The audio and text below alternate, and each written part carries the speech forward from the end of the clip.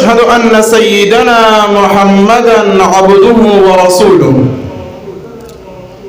نبيه المجتبى وخليله المصطفى صلى الله عليه وعلى آله وأصحابه البرة الأتقياء والسادة الحنفاء ومن سار على هداهم واقتفى. رئيس الحفل الميمونة وزملاء الأعزة، أريد أن أتحدث أمامكم عن موضوع في غاية الأهمية، ألا وهو قيمة الوقت والزمن. أيها المستمعون، إن الوقت أعز ما يملكه الإنسان في هذه الدنيا، فهو رأس ماله الحقيقي، وكل لحظة تمضي لا تعوض ولا ترجع. قد قال الله تعالى في كتابه العزيز: أعوذ بالله من الشيطان الرجيم، والعصر إن الإنسان لفي خسر. وما أعظم هذه القسمات التي تبين قيمة الوقت وأهميته في حياتنا.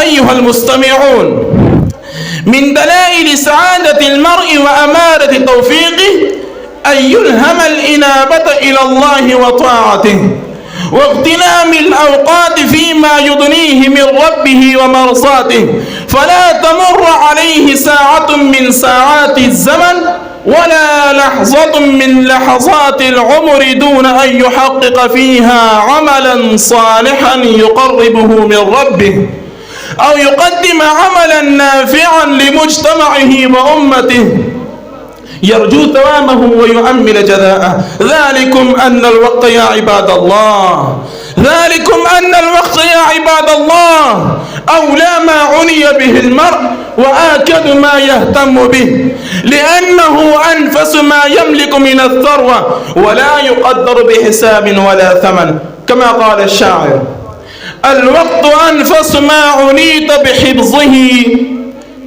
الوقت أنفس ما عنيت بحفظه، وأراه أسهل ما عليك يضيع، وهو يمر مر السحاب ويجري جري الرياح، ما مضى منه لا يعوض ولا يعود، وما ذهب منه لا يرجع ولا يؤوب.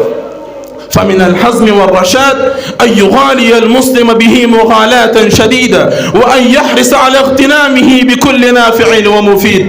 قال بعض الحكماء: من أمضى يوما من عمره في غير حق قضاه، أو فرض أداه، أو خير أسسه، أو علم اقتبس، فقد عق يوما وظلم نفسه. ما من يوم ينشق فجره إلا وينادي: يا ابن آدم أنا خلق جديد وعلى عملك شهيد، فتزود مني، فإني إذا مضيت لا أرجع إلى يوم القيامة.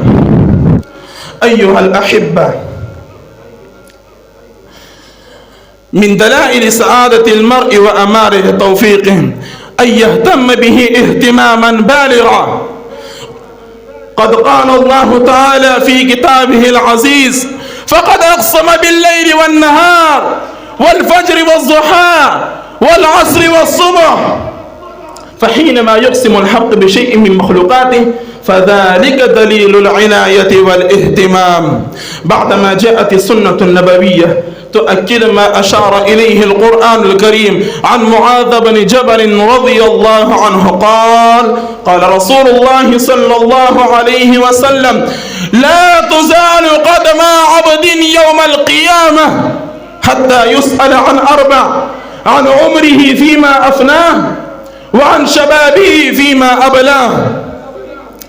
فنتيجة تلك العناية بالوقت ما خلفوه من علوم نافعة وأعمال صالحة باقية وفتوحات إسلامية واسعة وحضارة إنسانية زاهية راسخة الجذور باسقة الفروع شاهدة لهم بقوة العزائم وعلو الهمم.